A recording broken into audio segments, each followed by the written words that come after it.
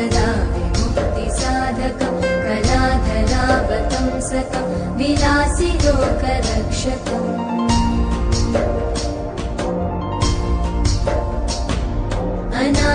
अनायकैकनायकं विनाशिते भदैत्यकं रताशुभाशुनाशकं नमामि तं विनायकम्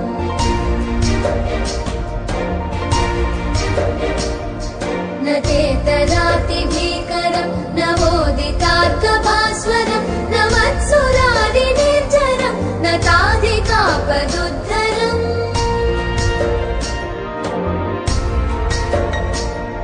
सुरेश्वरं निधीश्वरं गजेश्वरं गणेश्वरं महेश्वरं तमाश्रये परात्परं निरन्तरम्